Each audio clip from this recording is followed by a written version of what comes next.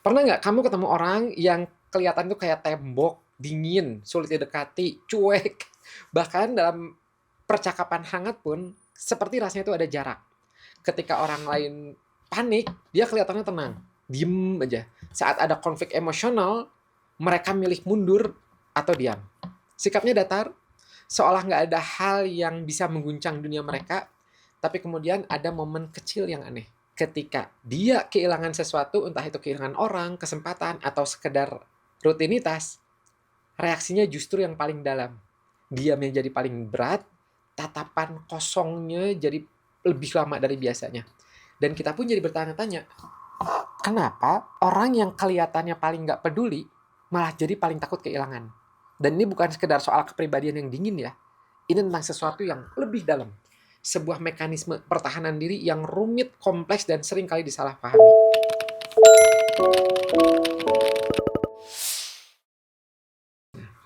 Sebenarnya secara psikologis, di balik orang-orang yang cuek seperti tembok itu, bisa jadi ada sebuah ketakutan. Bukan takut pada orang lain, tapi takut pada rasa sakit yang mungkin datang dari dalam dirinya dia sendiri.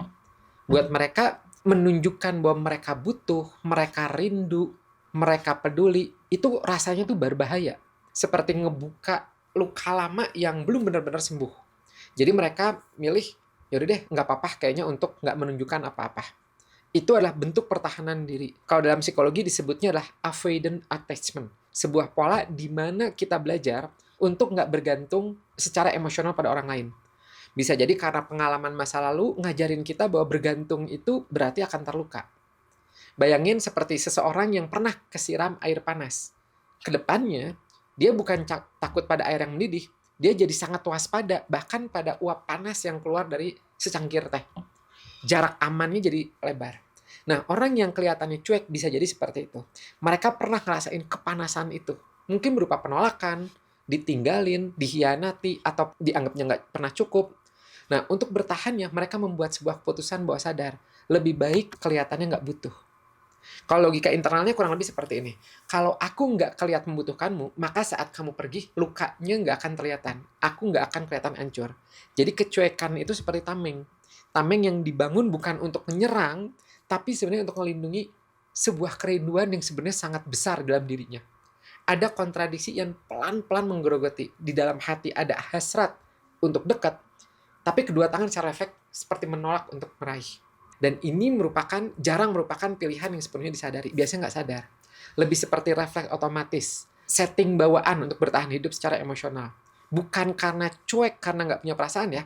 Mereka cuek karena perasaannya pernah terlalu dalam dan bekas lukanya membuat mereka takut untuk ngerasain lagi. Mereka takut kalau sampai membiarkan dirinya peduli, maka kehilangan yang akan datang akan menghancurkan segalanya. Jadi biasanya mereka memilih untuk membekukan semuanya di awal.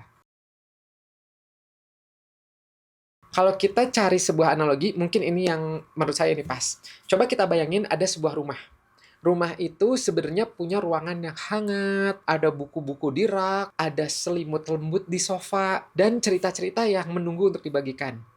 Di dalam imajinasi pemiliknya, rumah inilah tempat yang aman dan indah. Tapi ketika kita ngelihat di sekeliling rumah itu, ada pagar yang sangat tinggi mengelilinginya.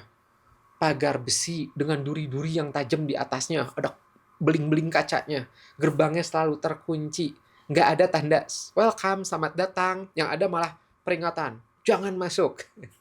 Nah, kecuekan itu seperti pagar yang tinggi, sikap dingin dan sulit ditebak itu ada duri-durinya.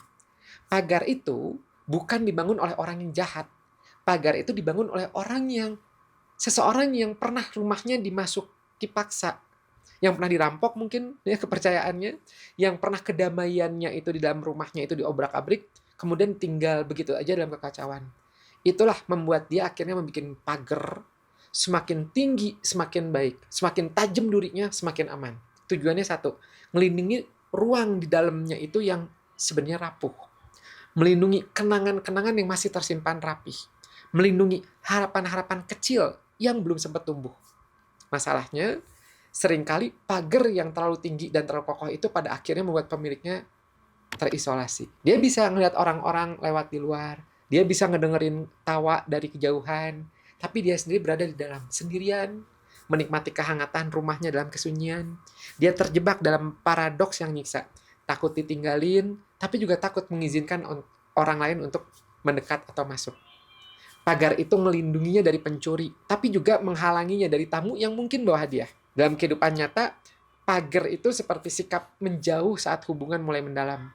Adalah kata-kata, nggak apa-apa, saat sebenarnya sangat peduli. Adalah ekspresi datar saat hati sebenarnya lagi bergejolak. Setiap kali ada yang ngedekat ke pagar, sang pemilik rumah itu bersembunyi di balik jendela, pura-pura nggak ada orang di rumah. Karena baginya, resiko untuk dirampok lagi rasanya jauh lebih menakutkan daripada resiko untuk kesepian. Dan disitulah letak tragedi dari pertahanan diri ini. Dia membangun benteng untuk melindungi harta karun perasaannya, tapi tanpa sadar, dia ngurung diri bersama harta karun itu dalam kesendirian. Nah, di titik inilah, teman-teman, kita sampai pada sebuah ironi yang pelan tapi menyakitkan.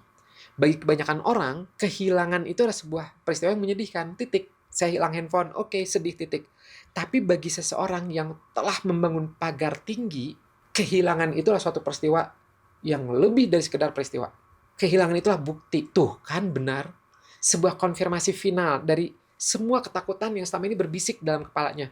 Ketika seseorang atau sesuatu pergi, suara dalam dirinya tuh berkata, nah, lihat kan, aku dari tadi udah bilang, kamu memang gak layak dipertahankan. Hubungan manapun pada akhirnya akan berakhir dengan kepergian. Sakit, menyakitkan.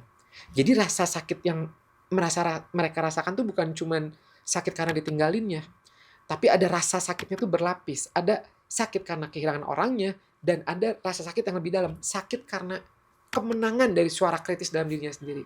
Suara yang dari dulu udah meragukan segalanya, aku memang akan sendiri, hidup memang seperti ini. Ini yang secara psikologi disebut sebagai self-fulfilling prophecy. Sebuah ramalan yang dipenuhi oleh diri sendiri. Sikap cuek dan menjauh yang mereka tampilkan tanpa disadari mendorong orang lain juga akhirnya menjaga jarak. Lalu ketika orang lain itu akhirnya menjauh karena mereka ngerasa nggak diterima nih, nggak dibutuhkan, atau lelah berusaha, jarak itu dilihat oleh si cuek itu sebagai bukti.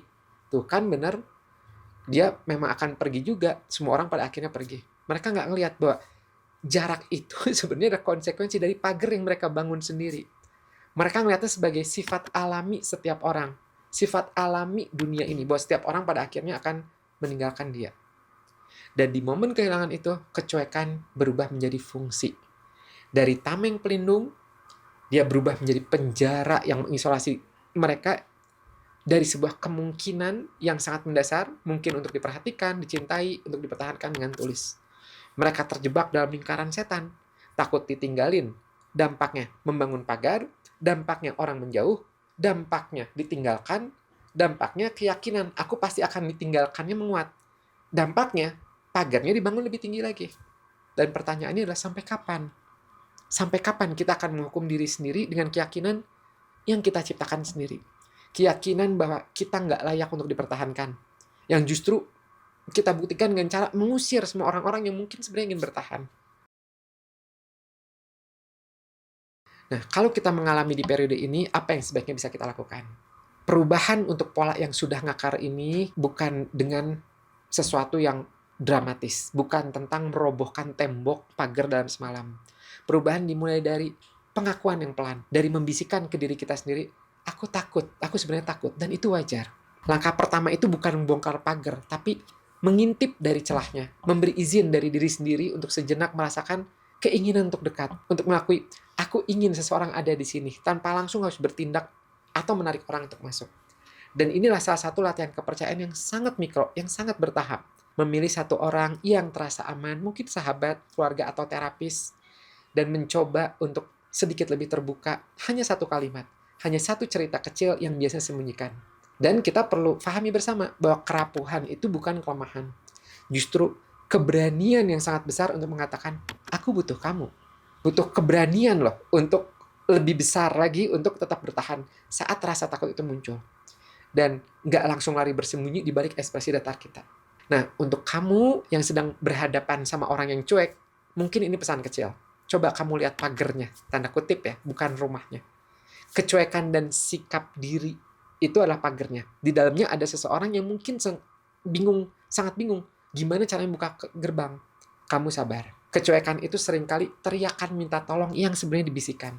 Sebuah permintaan untuk diperhatikan. Yang disampaikan dengan cara yang seolah-olah nggak butuh perhatian sama sekali. Padahal sebenarnya dia butuh. Tugas kita bukan ngerobohin tembok pagernya, bukan. Bukan paksa buka gerbangnya, bukan. Tugas kita adalah menunjukkan bahwa kita akan tetap ada di luar pagar. Dengan hangat, dengan konsisten. Nunggu dengan sadar, dengan sabar. Sampai mereka merasa cukup aman ya untuk membuka kuncinya selangkah demi selangkah. Karena kepercayaan yang pernah hancur butuh waktu yang nggak sebentar untuk diperbaiki. Tapi setiap kali kita memilih untuk tetap ada tanpa maksa, kita sedang meletakkan satu batu bata pengganti yang baru, yang lebih sehat. Pada akhirnya, kita belajar bahwa ada banyak jenis keberanian di dunia ini. Terkadang keberanian terbesar justru tampak seperti ketakutan yang paling besar. Berdiri di balik pagar tinggi, ngelawan dorongan untuk lari, itu adalah sebuah pertempuran yang sunyi dalam diri. Menjadi lembut di dunia yang terasa kasar dan tidak pasti, itu sendiri adalah sebuah tindakan memberontak. Sebuah pemberontakan yang dilakukan dengan diam-diam di dalam hati. Jadi, untuk kamu yang sedang belajar nurunin pagar pelan-pelan, untuk kamu yang sedang mencoba mempercayai bahwa nggak semua orang akan pergi, pelan-pelan aja. Ambil napas. Langkah kecilmu hari ini, keputusanmu untuk tetap merasa meskipun takut, itu aja udah cukup berarti. Itu udah merupakan sebuah keberanian yang berbeda, yang besar. Dan di perjalanan memahami diri ini, kamu nggak sendirian. Saya, Kang Afif. Sampai jumpa lagi di program Kata Psikolog.